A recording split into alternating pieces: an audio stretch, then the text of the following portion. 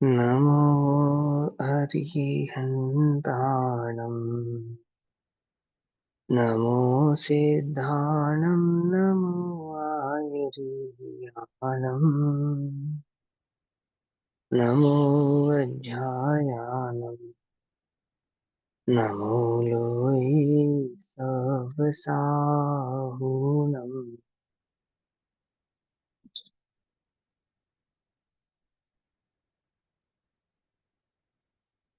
मङ्गलं भगवान् वीरो मङ्गलं गौतमो गणी मङ्गलं कुन्दकुन्दार्त्यो जैनधर्मोऽस्तु मङ्गलम्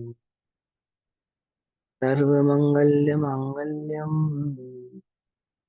सर्वकल्याणकारकम् सदानां सर्वधर्माणां जैनं जयतु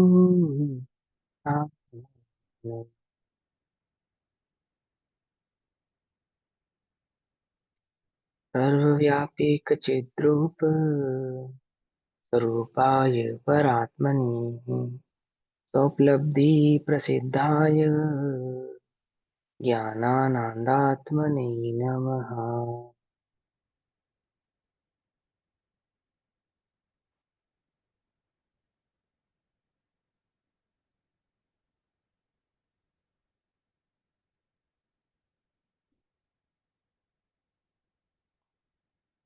हमारे दोपहर कालीन कक्षा का विषय चल रहा है गिरिप्रवचन सारजी प्रमागम। गिरिप्रवचन सारजी प्रमागम का स्वाध्याय हम सभी आचार्य अमरचंद्र देव द्वारा रचित तत्व प्रदीपिका तथा आचार्य जयसेन देव द्वारा रचित तात्पर्य वृत्ति टीका के आधार से कर रहे हैं। Page number 164। भाव चल रहा है ज्ञान तत्व प्रज्ञापन के अंतर्गत सुखाधिकार, और सुखाधिकार की चर्चा करते हुए गाथा नंबर 65 नंबर की गाथा की चर्चा करते हैं। 64 नंबर की गाथा तक क्या कहा कि यदि इंद्रियों में प्रवृत्ति हो रही है और इंद्रिय की प्रवृत्ति से जो विषय आदि सेवन करने की इच्छा हो रही है वह स्वभाव से ही दुखरूप है, ऐसा हमें समझना चाहिए। फिर वह प्रवृत्ति किसी की भी हो, चाहे वह इंद्रों की हो, नरेंद्रों की हो, नागेंद्रों की हो, असुरेंद्रों की हो, अथवा चाहे तीर्थंकरों की ही क्यों ना हो, यदि वहां प्रवृत्ति इंद्रिय की है तो इंद्रिय प्रवृत्ति स्वभाव से ही दुखरूप है। ये बात हमें समझनी चाहिए, छल ग्रहण नहीं करना चाहिए।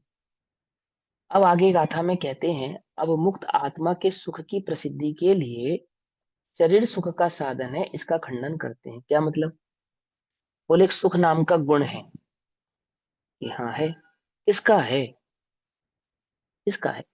जीव का है, पुद्गल का है, किसका है? ये सुख नाम का गुण, जो सुख है वो स्वभाव से ही जीव अर्थात ज्ञान के साथ, ज्ञान सुख है ना, ज्ञानानंद, वो ज्ञान जिसका लक्षण है उसी के पास हो सकता है। जिसके पास ज्ञान लक्षण नहीं है ऐसी पुद्गल आदि सामग्रियों के पास तो नहीं हो सकता। तो हम ये समझाना चाहते हैं, आचार्य देव आपसे ये कहना चाहते हैं, जीव सुखी होता है किसके कारण? कि दूसरे द्रव्य जिसके पास सुख नहीं है उसके कारण नहीं होता। सुख जीव का अपना ही स्वभाव है, और अपने ही स्वभाव से जीव सुखी होता है। कोई शरीर और इंद्रियों के जो विषय हैं उनके कारण जीव को सुख का अनुभव नहीं होता। एक बात, विषयों के काल में भी, विषय सेवन के काल में भी जो सुख का अनुभव हो भी रहा है तो ना तो वह इंद्रियों के कारण हो रहा है और ना ही वह विषयों के कारण हो रहा है। क्या कहा? एक मिथ्या दृष्टि जीव को भी विषय सेवन के काल में जो सुख की अनुभूति हो भी रही है, जो सुख उसको भासित हो भी रहा है, वो सुख भासित ना तो विषय के कारण हो रहा है ना इंद्रिय के कारण हो रहा है। तो बोले किसके कारण हो रहा है? बोले वो आत्मा का अपना सुख गुण है, उसी ही के कारण होता है। अंतर यह है कि विषयों में सुख मानता है वह उसका विभाव है, और यदि स्वभाव से सुख को समझे तो बार बार सुख बदलने की कोशिश ना करना पड़े, अंतरंग तृप्ति अनंत सुख की प्राप्ति हो जाए, और वास्तविक सुख किसको कहते हैं उसका उसको ज्ञान हो जाए। अभी तो क्या होता है कि विभाव के कारण जो कम दुख है या कम कषाय है, उस कम दुख या मंद कषाय को सुख समझ लेता है।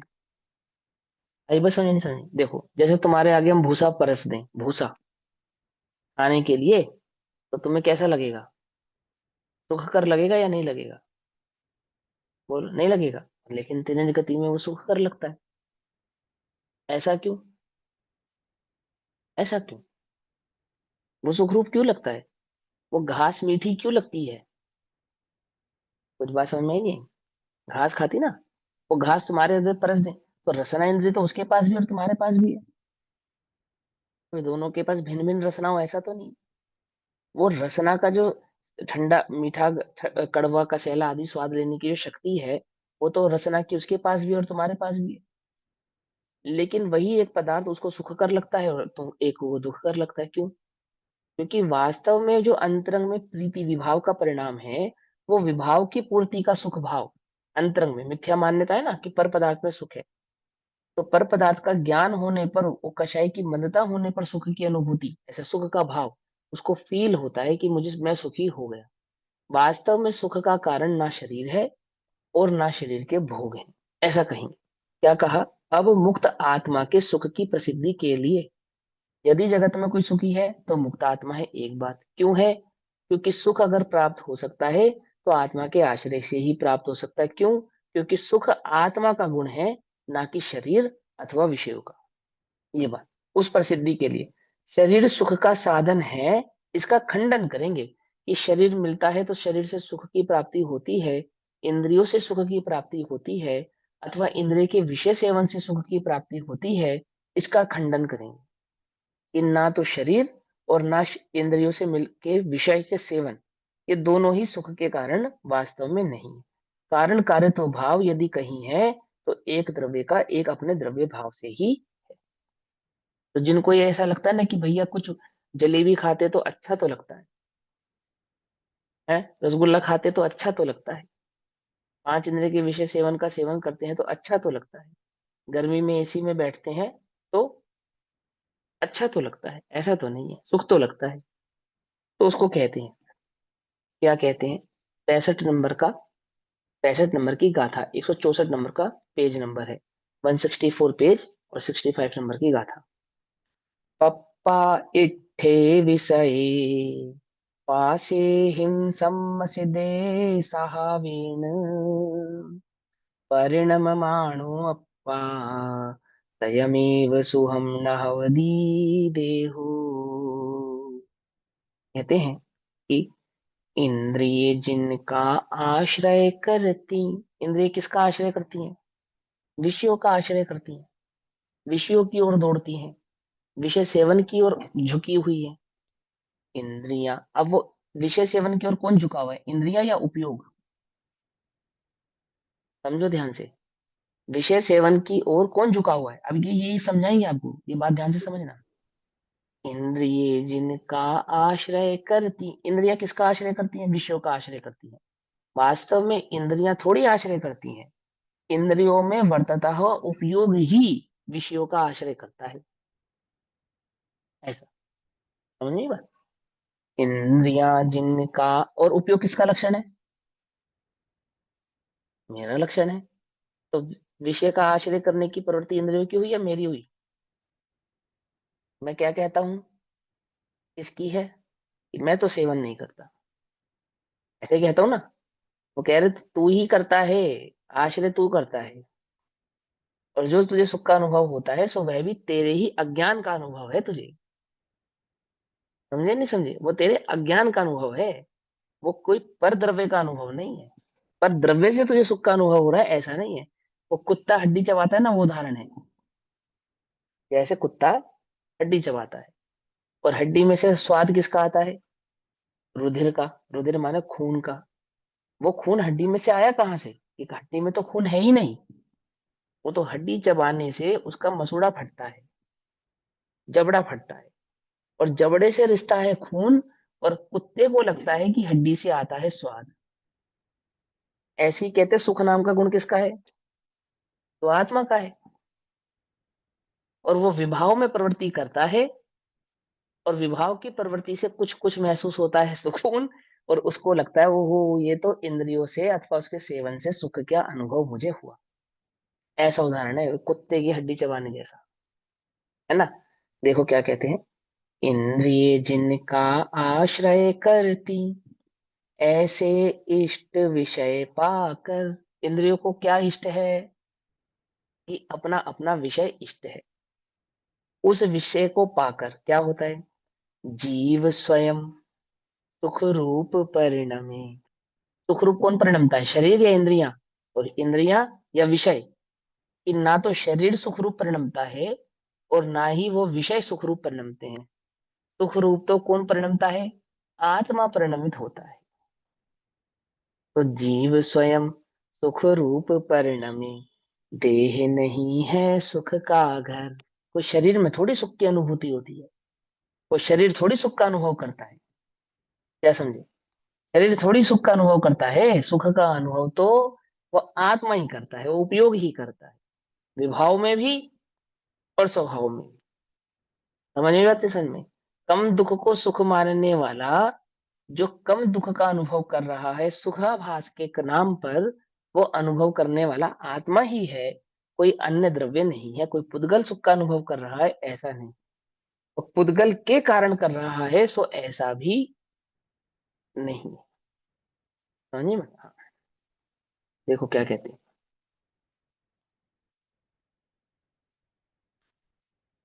स्पर्शनादिक इंद्रियां जिनका आश्रय लेती हैं, ऐसे। क्या कहा, स्पर्शनादिक इंद्रियां जिनका आश्रय लेती हैं, अर्थात इंद्रियां जिन विषयों की ओर दौड़ती हैं, जिन विषयों को पाना चाहती हैं, जो विषय उन इंद्रियों को सुखकर लगते हैं। तो स्पर्शन रसना घ्राण चक्षु आदि इंद्रियों को क्या क्या अच्छा लगता है ना। कानों को क्या अच्छा लगता है, कि कोई हमारा सम्मान करे, हमारे से मीठे मीठे शब्द बोले, हमारी तारीफ में कोई बात कहे, ये अच्छा लगता है ना कानों को। और कोई हमारी बुराई करे वो अच्छा नहीं लगता। किसको नहीं अच्छा लगता, मुझको नहीं अच्छा लगता या कानों को अच्छा नहीं लगता। समझे। और सुख किसको लगता है, मुझको सुख कर लगता है या कानों को सुख कर लगता है, ऐसा कह रहे हैं। तो ऐसे स्वाद चखते हैं तो जवान को मीठा मीठा लगता है, अच्छा अच्छा लगता है, या आत्मा को अच्छा अच्छा लगता है।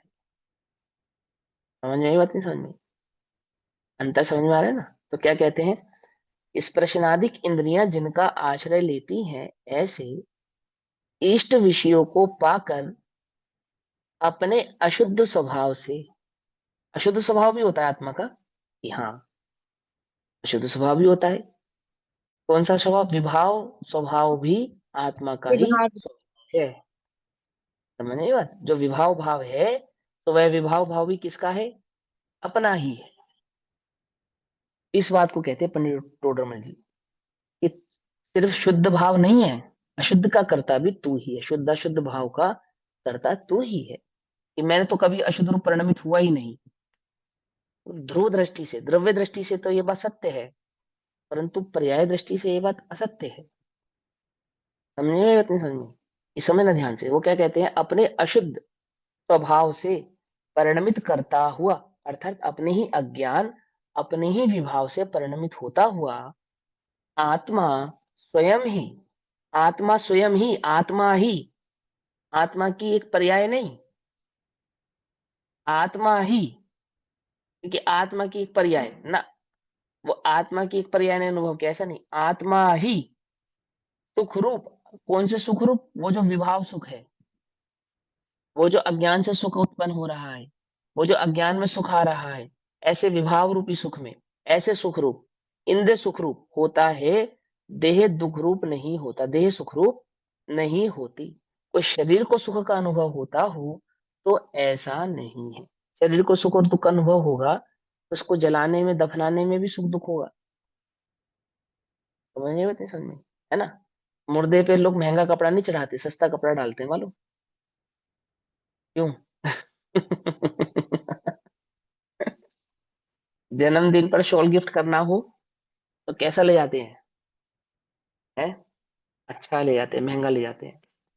और मरण दिन पे करना हो शॉल गिफ्ट, करते हैं ना, मरण दिन पे शॉल गिफ्ट करते हैं, तब कैसा ले जाते हैं? अब सस्ता ले जाते हैं। तो वो उस देह को, वो महंगा शॉल सुख कर लग रहा था, और ये सस्ता शॉल अब दुख कर लगता होगा? बोलो। हम्म, क्योंकि शरीर को नहीं लगता है, सुख कर या दुख कर उस देह को नहीं लगता है। समझ नहीं, बात नहीं समझे? चंदन के बेड पर सोने वाला, सागवान के बेड पर सोने वाला, चांदी के सोने के बेड पर सोने वाला, अंत में कहाँ सुलाते हैं उसको? बांस की बल्लियों पे ले जाते हैं ना, है ना? बांस की बल्लियों पे ले जाते हैं। तो वो भी बंधी बंधाई है। तो दुख कर लगती होगी उसको, है? या नहीं? वो बोले देह नहीं है वो जो सुख और दुख भोगे, वो देह नहीं है। वो सुख और दुख का अनुभव करने वाला तो वो आत्मा है। वो सुख से परिणमित होने वाला तो वह आत्मा है, कोई और नहीं है, क्योंकि वो गुण ही उस आत्मा का है। कोई ना तो वह देह का है, और ना देह के संबंध के उन विषयों का है। ऐसा कहते हैं। वास्तव में इस आत्मा के लिए, इस आत्मा के लिए है, इस आत्मा के लिए ऐसे नहीं पढ़ना जैसे किसी और की ही बात पढ़ते हो, ऐसे नहीं सुनना जैसे किसी और की ही सुनते हो। समझे? इस आत्मा के लिए शरीर अवस्था में भी शरीर सुख का साधन हो, ये क्वेश्चन मार्क है, ये एक प्रश्न है, प्रश्नात्मक बात है ये। यदि वास्तव में हम ऐसा माने कि इस आत्मा के लिए ये शरीर ही सुख का साधन हो, यदि ऐसा हो तो हमें ऐसा नहीं दिखाई देता। हमें तो ये बात जच नहीं रही है, समझ में नहीं आ रही है। ये शरीर इस आत्मा के लिए सुख का कारण है, हमें नहीं दिख रहा। दुख का कारण है ये तो सही है, सुख का कारण है ऐसा नहीं। कि शरीर मिलेगा तो मैं सुखी हो जाऊंगा। क्यों? क्योंकि सुखी होने के लिए क्या चाहता है? वो विषय चाहता है। और विषय भोगने के लिए क्या चाहिए? शरीर चाहिए। बोलो। विषय का सेवन करने के लिए क्या चाहिए? देह चाहिए या नहीं चाहिए? क्या देह के बिना विषय का सेवन संभव है? नहीं, संभव नहीं। तो क्या क्या लगता है उसको कि देह सुख का कारण है, देह की प्राप्ति होगी, तो देह से विषयों का सेवन करूंगा, और विषयों का सेवन करूंगा तो क्या हो जाऊंगा? क्या हो जाऊंगा? सुखी हो जाऊंगा। हो जाऊंगा नहीं हो जाऊंगा? ये आंखें सारी दुनिया को देखेंगी तो क्या हो जाऊंगा? मैं सुखी हो जाऊंगा। अंधा क्या समझता है? आंखें होती तो दुनिया देखता, है ना? और दुनिया देखता तो क्या होता? सुखी हो जाता। कान होते तो सुनता, और सुनता तो क्या हो जाता? सुखी हो जाता। समझ में बात नहीं? समझ में? पकड़ में आ रही है ये बात? है ना? अपनी जुबान पे कभी कभी छाला हो जाता है, गरम गरम कोई चीज खा लो तो जल जाती है, तो फिर हमें रसना का स्वाद नहीं आ पाता ना, इन रसना के विषयों का स्वाद नहीं आ पाता ना, दिक्कत होती है ना। हम क्या कल्पना करते हैं? ये जुबान, ये रसना स्वस्थ होती, फिर इससे मैं अच्छे अच्छे पकवान खाता, फिर क्या हो जाता? क्या हो जाता? सुखी हो जाता। तो रसना सुख का कारण हुई ना, साधन हुई ना, साधन। क्या लिखा है? शरीर सुख का साधन हो, साधन। उस विषय को भोगने का साधन है देह, शरीर, इंद्रियां। और इंद्रियां हो तो मैं विषय का सेवन करूंगा, और विषय का सेवन करूंगा तो क्या हो जाऊंगा? सुखी हो जाऊंगा। आती है? बस समझ में नहीं आती? शुभ कर्म कमाऊं सुख होगा। तो क्यों कमाना है पुण्य? क्यों कमाना है? कि पुण्य कमाने से स्वस्थ इंद्रियां और विषय दोनों प्राप्त होते हैं। साधन, और साधन जिससे से जो साध्या जाए ऐसे विषय दोनों प्राप्त होते हैं। स्वर्ग में जाऊंगा तो क्या होगा? परम उदारिक देह मिलेगी, वैकृत शरीर मिलेगा, और साथ में क्या मिलेगा? क्या मिलेगा साथ में? है कि वो पांच इंद्रिय के विषय प्राप्त होंगे। है ना? बिल्कुल एकदम 72 होरो जैसी बात नहीं लगती तुम्हें? कि वो जब हूर की बात करता है तो तुम्हें हंसी आती है, और जब तुम करते हो तब? उसकी मान्यता और तुम्हारी मान्यता में क्या अंतर है? एक ही तो बात है। क्या समझे? वो मारता है कि हूर प्राप्त होगी, तुम नहीं मारते हो कि हूर प्राप्त होगी, क्या कहा, समझे में बात नहीं समझ में आई? किसकी प्राप्ति तो मान्यता दोनों की को, बात कर रहे हो? अरे जगत में है ना, मुसलमान ऐसा मानता है ना, है ना? ऐसे ट्यूबलाइट भी बैठे हुए हैं अपनी कक्षा में। हाँ, 72 हो रहे हैं, बोलो तो समझ में आएगी। हाँ, बहत्तर हूर। तो अपने को भी लगता है क्या अंतर है उसकी और हमारी मान्यता में, क्या अंतर है? कि भैया बहुत अंतर है, वो मार के जाना चाहता है, हम बिना मारे जाना चाहते हैं, वो हिंसा के बल पे जाता है, हम अहिंसा के बल पे जाना चाहते हैं। अल्टीमेटली जाना तो तुम यही चाहते हो ना, सुख का साधन तो तुमने यही मापा है ना, कि वो इंद्रिय के विषय और इंद्रियों की स्वस्थता, ये दोनों मुझे मिलेंगे तो मैं क्या हो जाऊंगा, मैं सुखी हो जाऊंगा। यही है ना। तो वो इस भाव को कहते हैं, कि कहते हैं कि वास्तव में इस आत्मा के लिए शरीर अवस्था में भी शरीर सुख का साधन हो, साधन समझ गया ना, अब आगे समझ में, लाइन का अर्थ समझ में आता ना, ये साधन है। और इस साधन से जिसको मैं साध दूंगा, ऐसे विषयों के साध्य से क्या होगा, मुझे सुख का अनुभव होगा। तो सुख का जो साधन हुआ, साधन वो कौन हुआ, शरीर हुआ। होना कौन चाहिए, होना कौन चाहिए, वो आत्मा चाहिए। आत्मा चाहिए। आत्मा के ही साधन से आत्मा का ही भोग हो, तो सुख का अनुभव हो। उसको तो ये जानता नहीं, उसको तो ये पहचानता नहीं, उसकी तो उसको समझ ही नहीं है। तो कहते उस साधन से हमें ऐसा नहीं दिखाई देता। आचार्य देव कहते हैं हमें तो ये बात जचती नहीं, हमें नहीं समझ में आती ये बात।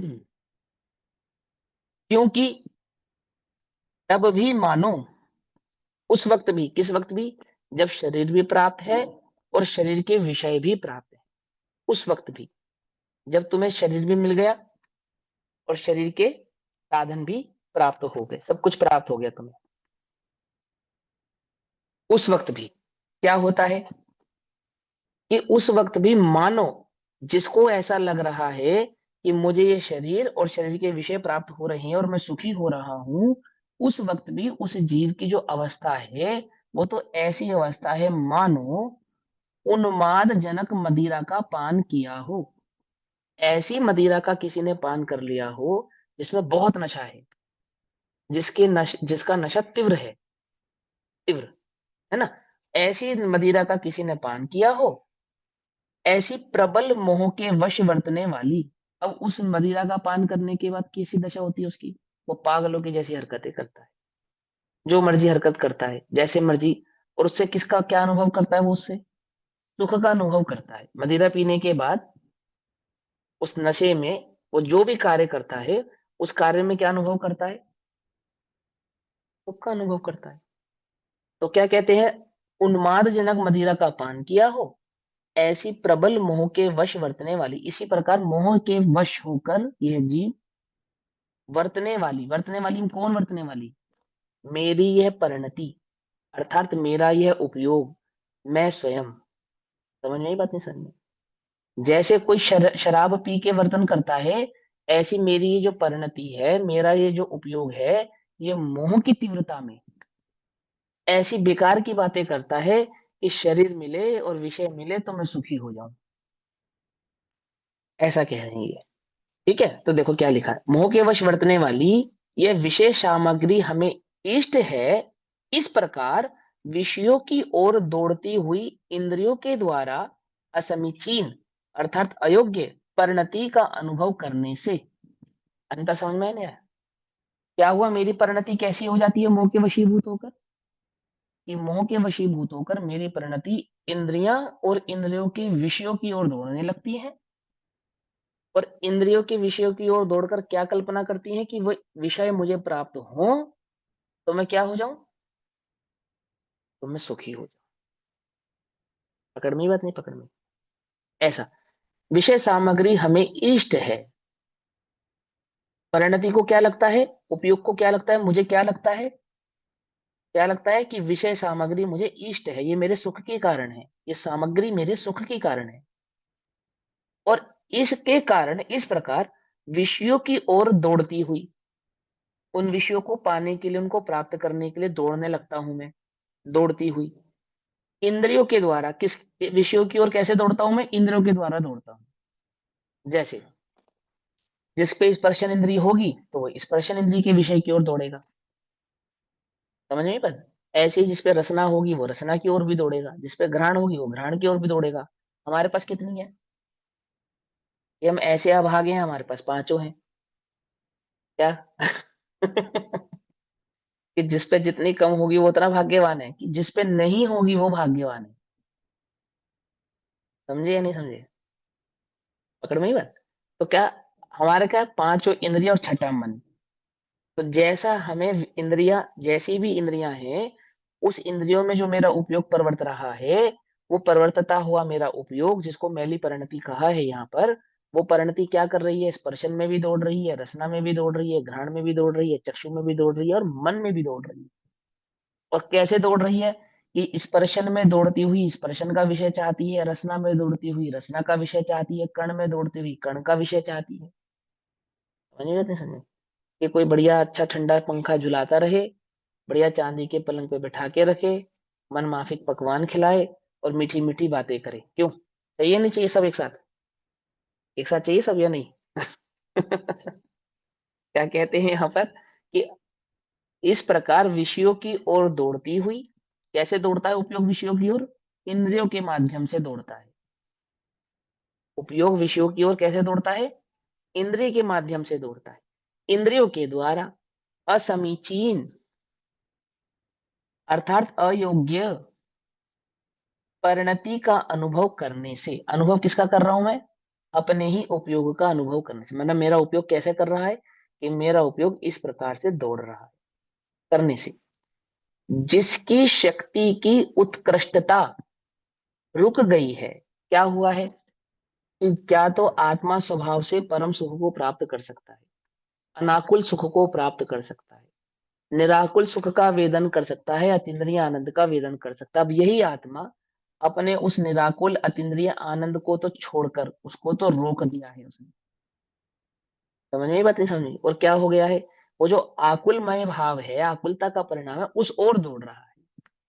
एक ही परिणति है, दो परिणति नहीं है मेरे पास। चाहूं तो निराकुलता की ओर दौड़ा लूं, चाहूं तो आकुलता की ओर दौड़ा लूं। समझ में बात? तो क्या करा? जिस समय वो आकुलता की ओर दौड़ रही है, विषयों की ओर दौड़ रही है, विषय सेवन की ओर दौड़ रही है, तो उस समय उस परिणति ने, यानी मैंने क्या करा? अपने निराकुल आनंद को, अपने निराकुल सुख को रोक दिया। समझे नहीं समझे? जिसको उपशम कह दो, चाहे उसको आवरण कह दो, है ना, चाहे उसको मिथ्यात्व कह दो, अल्टीमेटली उसको रोकने वाला कौन है? कि उसको रोकने वाला तो मैं स्वयं ही हूँ, कोई और नहीं है जिसने मेरे उस सुख को रोक दिया है। मैं ही अपने अज्ञान के कारण, वही परिणति, वो इंद्रियों को साधन मानकर इंद्रिय के विषय की ओर दौड़ रही है। फिर क्या हो रहा है? कि जब मैं इंद्रियों को साधन मानकर विषयों की ओर दौड़ता हूं, तो उस वक्त जो मेरा वास्तविक निराकुल आनंद सुख स्वभाव है, उसका क्या होता है? उसका घात हो जाता है, वो रुकता है, वो प्रकट नहीं होता, अंतराय पड़ता है। समझ नहीं बात? समझी? तो क्या हुआ? परम शुद्धता रुक गई है, जिसकी शक्ति की उत्कृष्टता परम शुद्धता रुक गई है, ऐसे भी अपने ज्ञान दर्शन वीर्यात्मक स्वभाव में, जो कि सुख के निश्चय कारण रूप हैं। सुख का निश्चय कारण कौन था? अपना स्वयं का ज्ञान स्वभाव, अपना स्वयं का ज्ञान दर्शन वीर्यात्मक स्वभाव। क्या मतलब होता है इसका मालूम? ज्ञान दर्शन और वीर्यात्मक। तो देखो, जानना देखना, और जानने देखने में स्थिर रहना, इसका नाम है वीर्यात्मक। वीर्यात्मक माने ताकत, स्थिरता की ताकत, वहां होल्ड ऑन रहने की ताकत, अपने उपयोग को नहीं भटकाने की जो ताकत है, उसका नाम है यहाँ पे वीर्यात्मक। उस रूप ही परिणमित होते रहना निरंतर, ज्ञाता दृष्टा ज्ञाता दृष्टा ज्ञाता दृष्टा ज्ञाता दृष्टा ज्ञाता दृष्टा ज्ञाता दृष्टा, वीर्यात्मक। समझ नहीं बात? नहीं समझी? ज्ञाता दृष्टा तो तुम अभी भी हो, परंतु किसके? स्वभाव के नहीं हो। स्वभाव तो ज्ञाता दृष्टा ही है, पर जिसके होना चाहिए, जिस स्वभाव में स्थिर रहकर तुम्हें ज्ञाता दृष्टा रहना चाहिए, उस स्वभाव से नहीं होकर विभाव भाव से कर्तृत्व आदि बोध को प्राप्त हो रहा है ना? इंद्रिय के साधन और इंद्रिय रूपी साधन और उनके विषय, उस और उपयोग को अपने भटका रहा है, वहां भटका रहा है। कर तो कुछ नहीं पा रहा, रहेगा तो ज्ञाता दृष्टा आत्म ज्ञानम स्वयं ज्ञानम। ज्ञानाद अन्यत् करोति किम, बात तो बिल्कुल सही है। लेकिन इस समय कर क्या रहा है, अज्ञान भाव से परिणमित हो रहा है ना। तो क्या कहा, ज्ञान दर्शन वीर्यात्मक स्वभाव, कैसा है ये ज्ञानात्मक वीर्यात्मक वीर्यात्मक स्वभाव, जो कि वास्तव में सुख का कारण है, निश्चय सुख का कारण है। एक्चुअल में जो सुख प्राप्त होगा, एक्चुअल में जो सुख का कारण है, वो कारण कौन है, शरीर नहीं है, और शरीर के विषयों के भोग नहीं है, इंद्रियां नहीं है, और इंद्रिय के विषय नहीं है, तो कौन है, आत्मा है। आत्मा का ज्ञान दर्शन स्वभाव है, आत्मा का ज्ञान दर्शन वीर्यात्मक वो स्वभाव है, वो वास्तविक सुख का कारण है ना। परिणाम परिणमन करता हुआ यह आत्मा, कौन आत्मा, वो थर्ड पर्सन आत्मा है, क्योंकि मैं तो एक निरंजन शुद्ध बुद्ध ज्ञायक भगवान आत्मा हूं, वो मैं नहीं हूं, है ना। मैं तो अनादि से शुद्धता, अनंत तक शुद्ध रहूंगा, ये बात बिल्कुल ठीक है। इसको मत भूलना, ये सत्य है, परम सत्य है, परंतु द्रव्य दृष्टि से। और वह द्रव्य दृष्टि किसकी सच्ची है, जिसकी वास्तव में द्रव्य पे दृष्टि है, जिसकी दृष्टि ही पर्याय पे है, और बात द्रव्य की करता है, उसकी नहीं, उसकी नहीं, है ना। ये तो ठग है, ईमानदारी की बात करे और अंतरंग में बेईमानी रखे। क्या, ठग कैसी बात करता है, ठगाई वाली या ईमानदारी वाली, कैसी बात करता है ठग, बोलो। ये बात तो ईमानदारी की करता है, सच्चाई की करता है, सज्जनता की करता है, परंतु अंतरंग में क्या है उसके। ऐसी ही ये मिथ्या दृष्टि बात तो कैसी करता है, द्रव्य दृष्टि की करता है, द्रव्य की करता है, शुद्ध बुद्ध की करता है, और दृष्टि कहाँ है इसकी, समझ में बात नहीं, समझ में। क्या कहते हैं, परिणमन करता हुआ यह आत्मा, परिणमन करता हुआ मैं आत्मा, आत्मा माने, आत्मा कहाँ है, आत्मा समझो, ये जो तुम्हारा उपयोग है ना, यही आत्मा, ये जो उपयोग, अपना अपना उपयोग समझ में आ रहा है हमें, या नहीं समझ में आ रहा, कि भैया हम अलग है, उपयोग अलग है, ऐसा तो नहीं है ना, ऐसा तो नहीं है। जहां ये कहना यह आत्मा, तो उस आत्मा को कहाँ से पकड़ना, जैसे शक्कर को मिठास से पकड़ते हैं, ऐसे आत्मा को उपयोग से पकड़ते हैं, उपयोग लक्षणम, लक्षण से किसको पकड़ते हैं, लक्ष्य को पकड़ते हैं। जब हम आत्मा शब्द कहें, जब हम आत्मा शब्द का विचार करें, जब हम आत्मा शब्द पे चिंतन करें, तो है आत्मा उपयोग से पकड़ में आना चाहिए, ना कि उस आत्मा की कोई अलग ही कल्पना करनी चाहिए, समझे। क्या कहा, ध्यान विष्ट, कैसा ध्यान विष्ट, वो भैंसे के सींग का ध्यान करने जैसा है। आत्मा का ध्यान करना उल्टा नहीं पकड़ना, ध्यान से गड़बड़ मत कर देना।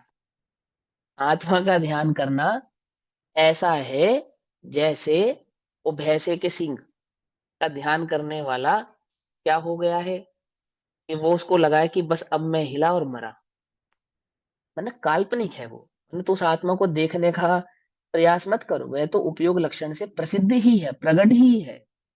उसके स्वभाव को जानकर इस उपयोग को, इस उपयोग से समझ, यही आत्मा है, यही आत्मा है ना। तो क्या कहते हैं, अब अपने उपयोग को तुम्हें समझ में आता है, तुम्हारा उपयोग कहाँ है, मालूम, समझ में आता है कि मेरा उपयोग कहाँ है, ये बात समझ में आती है।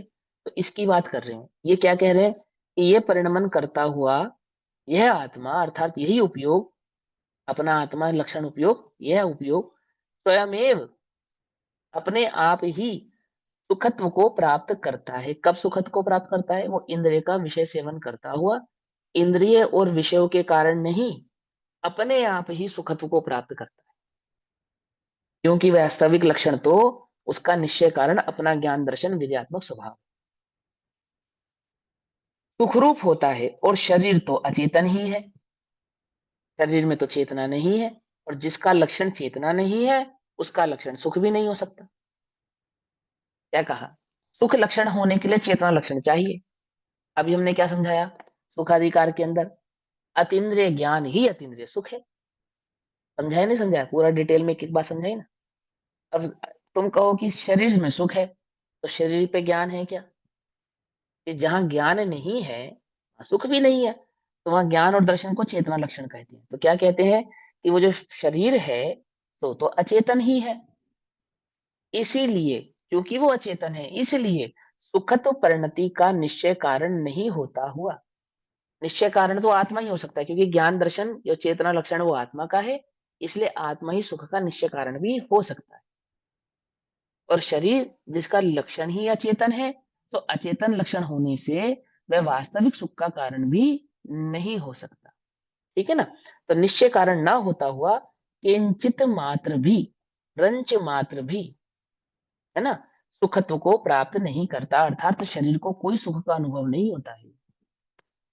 तुम्हें ये लगता हो कि मुझे सुखी होने के लिए शरीर चाहिए, वो भी स्वस्थ शरीर चाहिए, और स्वस्थ शरीर से फिर मैं विषय का सेवन करूंगा तो मैं सुखी होऊंगा, तो कहते हैं देह में सुख है ही नहीं, ना उसके पास सुख गुण है। सुख रूप परिणमित होने वाला एक आत्मा ही है, वो सुख आत्मा का ही अपना निजी गुण है, वह कई परद्रव्य में व्याप्तता ही नहीं है। पहले तो ये समझ, पहले तो ये बुद्धि छोड़ कि देह होगी तो सुख होगा, अथवा सुख का भोग करने के लिए देह की आवश्यकता है।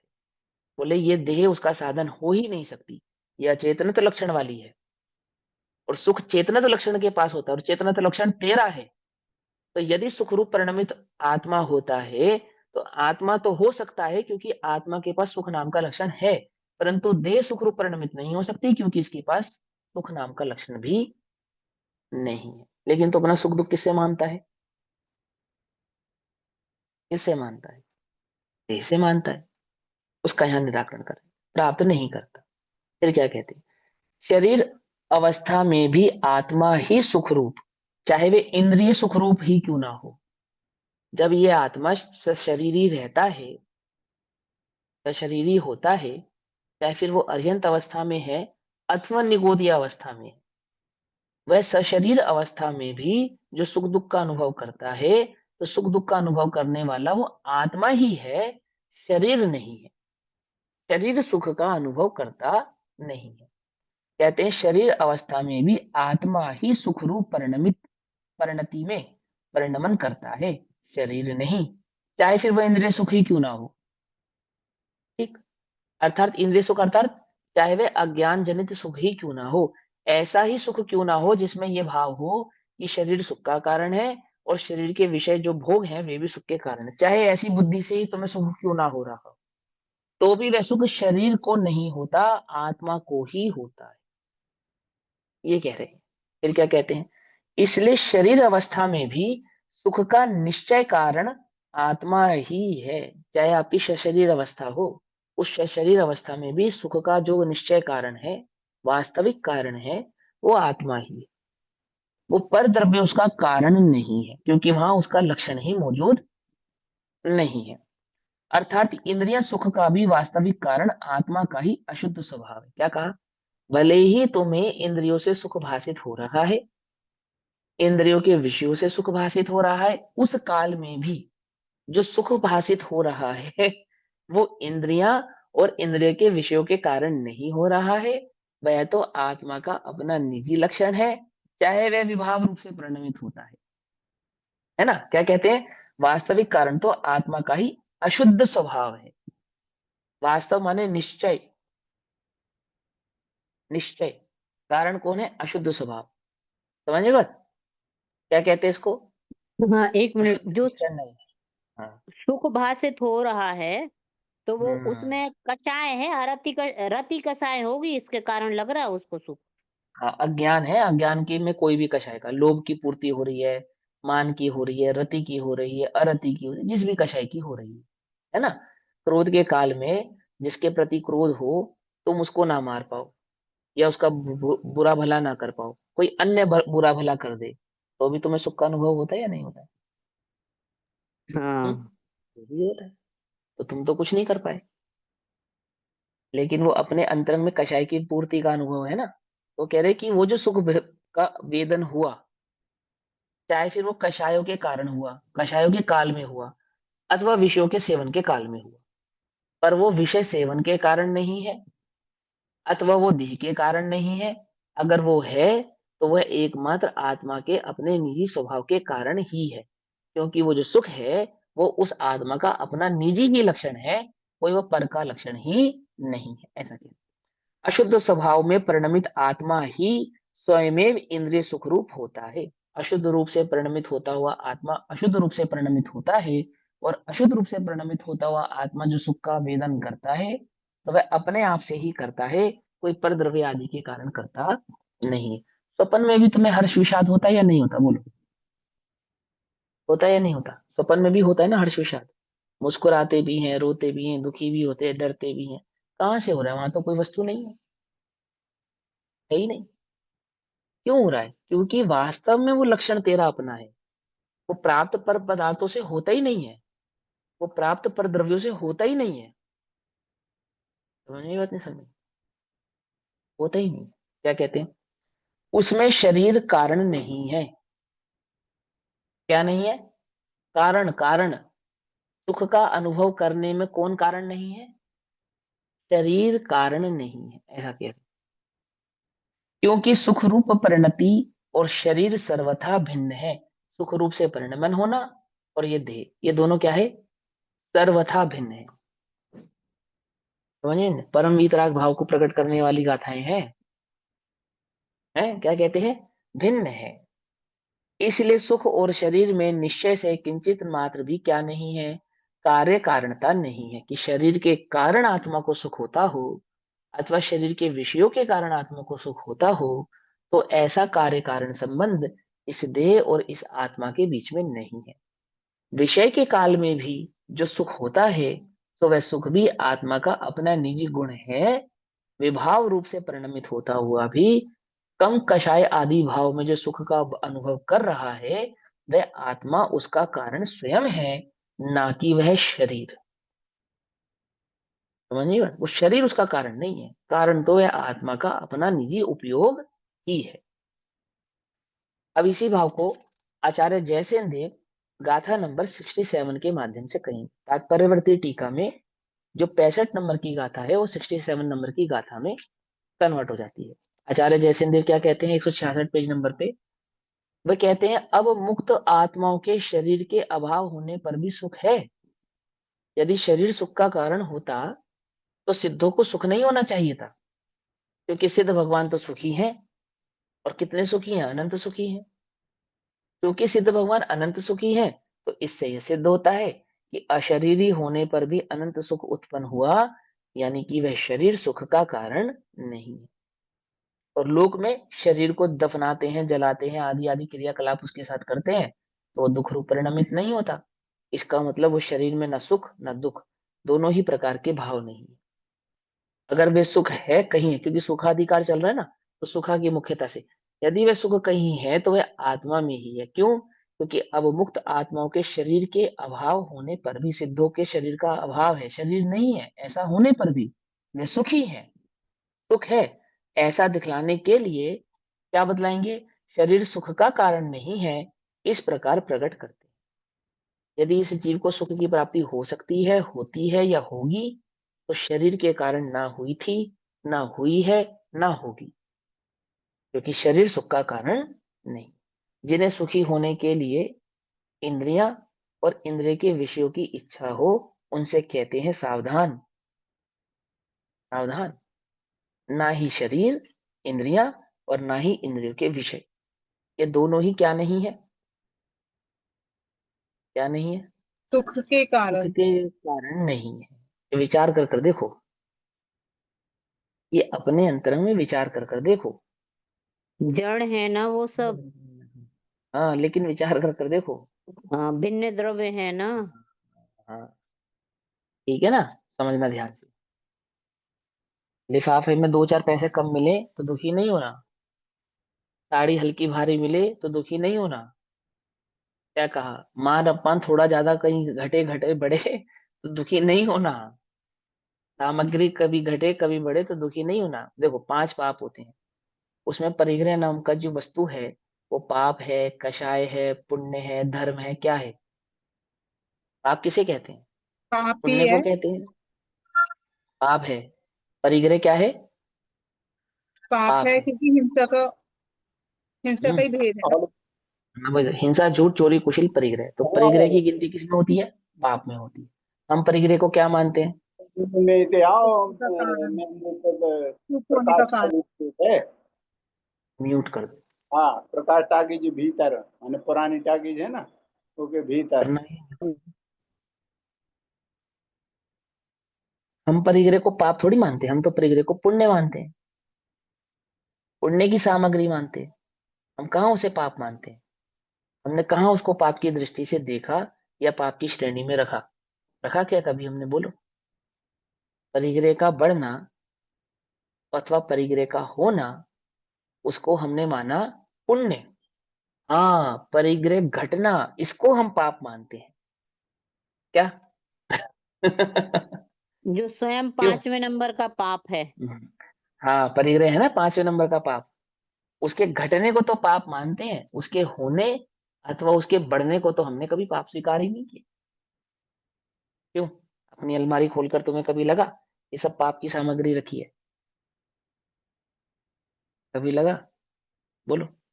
अपने गहने देखकर तुम्हें कभी ये लगा ये पाप है, या ये लगा ये पुण्य का फल है? क्या लगता है? बोलो,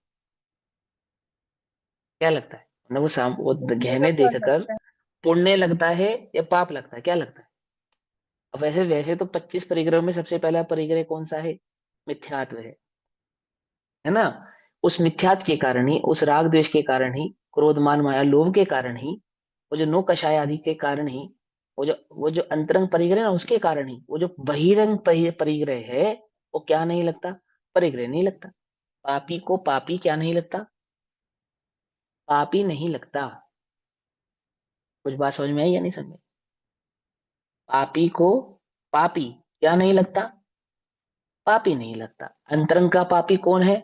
मिथ्यात्व और कषाय। बहिरंग का पापी कौन है? बहिरंग परिग्रह। अंतरंग के पापी को बाहर का पापी क्या नहीं लगता? पाप नहीं लगता।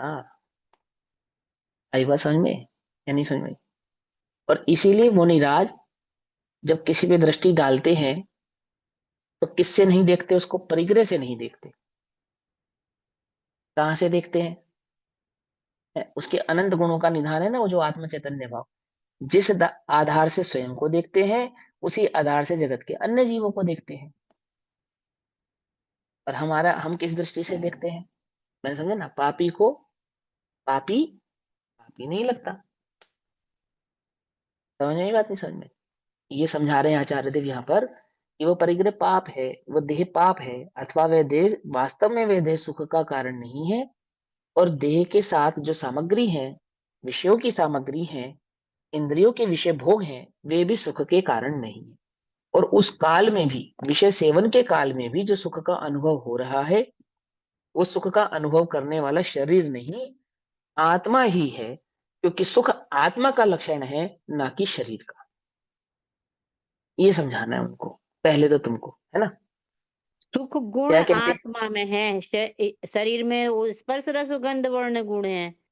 हाँ हाँ, यही समझा रहे हैं, है ना? तो क्या कहते हैं तात्पर्य वृत्ति में? प्राप्त करके, पप्पा अर्थात प्राप्त करके। क्या प्राप्त करके?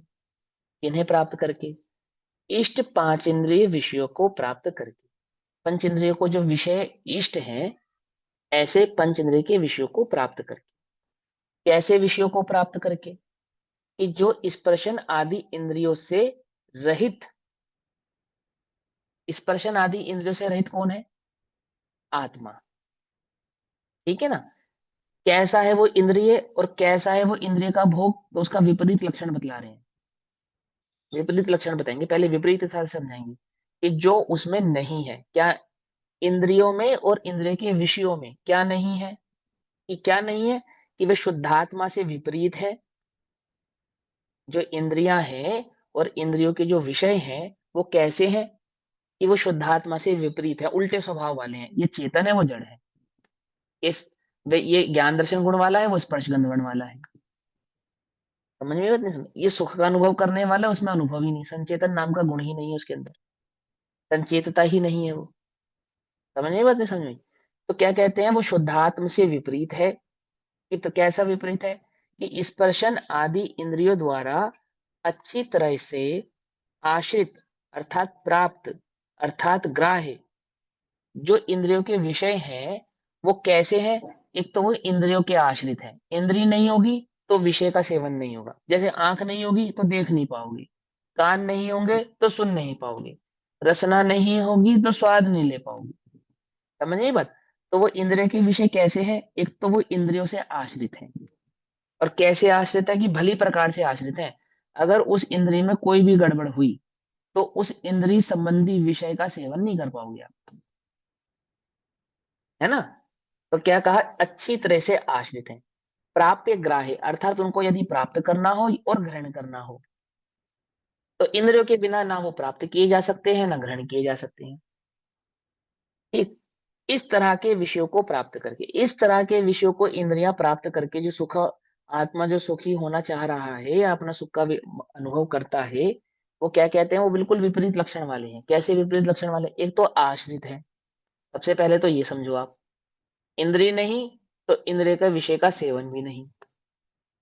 इंद्रियां ही उन्हें प्राप्त कर सकती हैं, इंद्रियों के द्वारा ही उन्हें प्राप्त किया जा सकता है, ऐसा कह रहे हैं, है ना। हालांकि ज्ञान उसे सर्व सामर्थ्य भाव से जानने की ताकत रखता है, लेकिन यहाँ पे क्योंकि भोगने की मुख्यता से बात चल रही है और वहां उस इस दृष्टि से बात चल रही है कि जिसे शरीर सुखकर इसलिए लगता है क्योंकि शरीर के माध्यम से विषयों को सेवन किया जा सकता है, विषयों का भोग किया जा सकता है। तो उसको कह रहे कि उस विषय का भोग यदि तुझे करना है पर्टिकुलर, तो उस संबंधी इंद्रिय के बिना क्या उस विषय का भोग संभव है? क्या आंख के बिना देखना संभव है? क्या कान के बिना सुनना संभव है? अगर तू अपने को शरीर मान रहा है, अगर तू शरीर से उस विषय का सेवन करना चाहता है और तुझे ये लगता है कि शरीर है और शरीर के विषय हैं तो मैं सुखी हूं, तो हम तुझसे ये पूछना चाहते हैं कि यदि शरीर कोई भी इंद्रिय नहीं हो तो उस इंद्रिय के बिना उस इंद्रिय का विषय का सेवन कर पाएगा? नहीं कर पाएगा। तो विषय तो आश्रित हो गए इंद्रियों पर, इंद्रियां होंगी तो प्राप्त होंगे और भोग होगा, और इंद्रियां नहीं होंगी तो ना प्राप्त होंगे ना भोग होगा, हो ही नहीं पाएगा, है ना। तो क्या कहते हैं, ऐसे विषयों को प्राप्त करके, प्राप्त करने वाला कौन है, कौन है वो जो उन विषयों को प्राप्त करके, इंद्रियों को प्राप्त करके सुखी होना चाहता है या होता है। उत्तर कि वह और कोई नहीं, आत्मा ही करता है, वह आत्मा ही है, वह मैं स्वयं ही हूं, वो कोई और नहीं है। ना वो इंद्रियां हैं जो उन विषयों को सेवन करना चाहती हैं, ना वो विषय हैं जो उन इंद्रियों के पास जाना चाहते हैं। यह तो ये आत्मा ही है जो इन इंद्रियों के माध्यम से उन विषयों का सेवन करना चाहता है। यह आत्मा ही है, ठीक है ना। आत्मा करता, उन्हें प्राप्त करके, किन्हें प्राप्त करके, इंद्रियों को प्राप्त करके और इंद्रियों के विषयों को प्राप्त करके। प्रश्न, किस विशेषता वाला वह आत्मा करता है और आत्मा का विशेषण क्या है? क्या है उस आत्मा का लक्षण? कैसा है वह आत्मा जो उस शरीर को भी प्राप्त करना चाहता है और उस शरीर के माध्यम से उन विषयों को भी प्राप्त करना चाहता है? कैसा है वह आत्मा? कि वह आत्मा तो अनंत सुख के उपादान रूप, क्या कहा, उपादान रूप, वह आत्मा तो अनंत सुख का स्वयं ही उपादान कारण है। वह आत्मा कैसा है, वो जो तुच्छ इंद्रियां और उनके विषयों को प्राप्त करके सुखी होना चाहता है, वह खुद तो कैसा है कि वह खुद तो अनंत सुखों का उपादान कारण है, उपादान रूप, शुद्धात्म स्वभाव से विपरीत जो आत्मा का स्वभाव कैसा है, अनंत सुख का उपादान कारण, ठीक है ना। ये तो आत्मा का स्वभाव है। लेकिन वो आत्मा जो अनंत सुख के उपादान कारण के स्वभाव वाला है, वही आत्मा कैसा हो गया, क्योंकि अब उसको इंद्रियां और इंद्रियों के विषय सुख कर लग रहे हैं, तो अब वह कैसा परिणमित हो रहा है कि वही आत्मा जो है तो अनंत सुख का उपादान कारण, यह आत्मा है तो अनंत सुख का उपादान कारण, यही आत्मा अब क्या हो रहा है, अपने स्वभाव को भूलकर, अपने स्वभाव को छोड़कर, अपने स्वभाव से विपरीत होता हुआ अशुद्ध सुख के उपादान रूप अशुद्ध स्वभाव से परिणमन करता हुआ, इस प्रकार होता हुआ स्वयं ही इंद्रिय सुखरूप परिणमित होता है। क्या कहा, उपादान कारण कैसा हो गया, वह जो अशुद्ध भाव में परिणमित हो गया, अशुद्ध भाव को प्राप्त होता हुआ आत्मा ही अशुद्ध है। समझ नहीं, बात नहीं समझे। जो है तो स्वयं अनंत सुख के उपादान कारण स्वरूप, स्वयं तो ऐसी सामर्थ्य वाला है, अब कैसा हो रहा है कि वो इंद्रियों में अहम बुद्धि धारण करने के कारण अपने उपयोग को अशुद्ध करता हुआ और उस उपयोग की अशुद्धता के कारण अशुद्ध भाव से ही परिणमित होता हुआ, और अशुद्ध भाव से परिणमित होता हुआ वह आत्मा अशुद्ध भाव में ही सुख मानता हुआ क्या कहा, स्वयं ही उस सुख रूप परिणमित हो रहा है। कौन से सुख से परिणमित होता है, कि वो जो इंद्रियों से विषयों का सेवन करके जो सुख का अनुभव कर रहा है, वो उस इंद्रियों से विषयों का सेवन करके सुखी होने वाला कोई और नहीं, वही वह आत्मा है जिसका वास्तविक लक्षण तो अनंत सुख को प्राप्त कर लेना है। आ रही बात समझ में नहीं आ रही है, क्या कहना चाह रहे हैं, ये कहना चाह रहे हैं कि भोग के काल में भोग का कर्ता आत्मा है, अपने अशुद्ध उपयोग और अपने अशुद्ध भाव का कर्ता यह आत्मा है। इस आत्मा को चाहिए कि अपने इस अशुद्ध उपयोग और अपने इस अशुद्ध परिणाम को छोड़े, यहां से अपनी दृष्टि को हटाए, यहां से अपने मुख परिणाम को मोड़े, ऐसा कह रहे हैं। इस प्रकार होता हुआ स्वयं ही वह आत्मा ही इंद्रिय सुख रूप परिणमित होता है। पुनः देह अचेतन पने के कारण सुखरूप नहीं होती है। कोई देह में ना तो सुख होता है, ना देह उस रूप परिणमित होती है, और ना ही देह में इस प्रकार का कोई विकल्प ही उत्पन्न होता है। क्या कहा, समझ में नहीं समझ, विषयों का सेवन कौन करता है, बोले देह नहीं करती, देह के माध्यम से जीव ही करता है। उल्टा नहीं पकड़ना, कभी उल्टा पकड़ लो, है ना। विषयों के माध्यम से जीव ही करता है, आती है बस हमें, जीव ही करता है माने क्या, अशुद्ध उपयोग रूप परिणमित होता हुआ वह आत्मा ही अशुद्ध भाव से परिणमित होता है। और उस अशुद्ध भाव से परिणमित होते हुए आत्मा को वो जो विषयों में आनंद आ रहा है, वह आनंद को प्राप्त करने वाला कोई और नहीं, वो सुख का अनुभव करने वाला कोई और नहीं, वह आत्मा ही है, वह आत्मा ही जिसका वास्तविक लक्षण तो अतीन्द्रिय आनंद का भोग करना है। जो उस अतीन्द्रिय लक्षण, उस अतीन्द्रिय आनंद को जानता नहीं है, भ्रम से, मिथ्या बुद्धि से, जैसे कुभोग भूमि के जीवों को मिट्टी में स्वाद आता है, कैसा, मिठास का। कैसी है कुभोग भूमि की मिट्टी, कैसी है, मीठी। और मिट्टी खाकर वो क्या होते हैं, प्रसन्न होते हैं। मालूम नहीं, मालूम, पढ़ा नहीं तुमने, कुभोग भूमि का स्वरूप नहीं पढ़ा, क्या खाते हैं कुभोग भूमि के जीव, क्या खाते हैं, मिट्टी खाते हैं। कैसी है वहां की मिट्टी, कि वहां की मिट्टी मीठी है, उन्हें मीठी मीठी लगती है। समझी बात, नहीं समझी। और मीठी मीठी मिट्टी खाकर आनंदित होते हैं। वो कह रहे हो आनंद कहाँ से आ रहा है, मिट्टी में से आ रहा है, बोले मिट्टी मिट्टी में से नहीं आ रहा है, जैसे वो कुत्ता हड्डी चबाता है,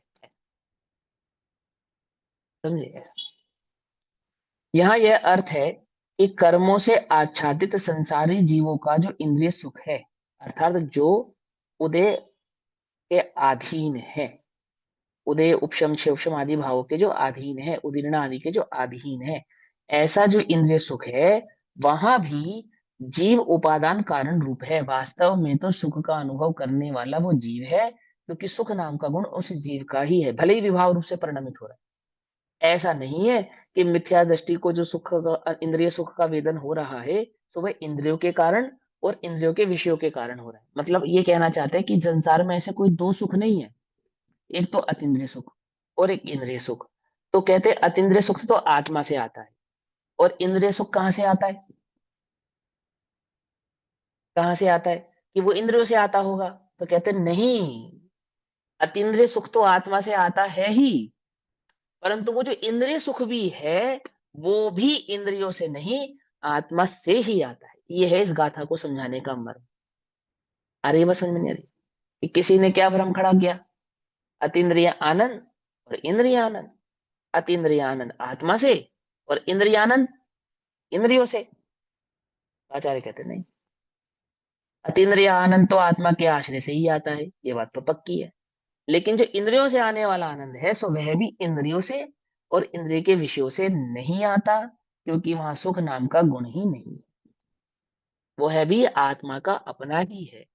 आत्मा ही अपने अशुद्ध भाव को भोगता हुआ, अशुद्ध रूप से परिणमित होता हुआ अपने को सुखी मान रहा है। सुखी मानने वाला वह आत्मा है, सुख का भोग करने वाला वह आत्मा है, क्योंकि सुख वास्तव में उस आत्मा का ही लक्षण है, ना वो इंद्रियों का लक्षण है और ना ही वो इंद्रिय के विषयों का लक्षण। ऐसा इंद्रिय सुख है, यहाँ वहां भी जीव उपादान कारण रूप है, देह उपादान कारण नहीं है, देह के कारण वह सुख नहीं है।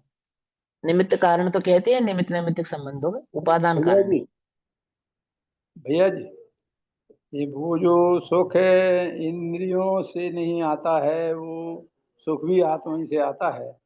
यदि ऐसा ही अर्थभाव किया जाए और रखा जाए तो फिर जीव अतीन्द्रिय सुख की ओर ना बढ़ करके इंद्रिय सुख में मग्न होने का प्रयास करेगा फिर तो।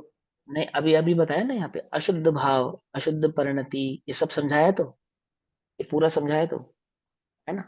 तो कक्षा दोबारा सुनना, उसमें डिटेल ये बात बता दी। पुनः देह तथा कर्मों से रहित, और इसका विस्तार और भी करेंगे अभी आगे, और विस्तार से समझाएंगे आपके इस प्रश्न को भी, विस्तारित भाव से आचार्य देव स्वयं ही समझाएंगे। वे कहते हैं पुनः देह तथा कर्मों से रहित मुक्त आत्माओं के जो अनंत अतीन्द्रिय सुख है, वहां विशेष रूप से आत्मा ही कारण है। यहाँ भी आत्मा ही कारण है, वहां भी आत्मा ही कारण है। वहां आत्मा का निज अतीन्द्रिय आनंद स्वभाव भाव कारण है, और यहाँ आत्मा का अशुद्धोपयोग कारण है। और अशुद्धोपयोग होने के कारण जो सुखाभास इसको होता है, ना तो वह वास्तविक सुख है, और ना ही वह लंबे समय तक बने रहने वाला क्षणिक है, दुख रूप ही है ना। तो उसका तो निराकरण पहले कर ही चुके हैं। उस सुख का स्वभाव समझा रहे हैं, उसका छल निकाल रहे हैं कि वो इंद्रियों से प्राप्त होता होगा, विषयों से प्राप्त होगा, तो कहते हैं वो वहां से भी प्राप्त नहीं होता।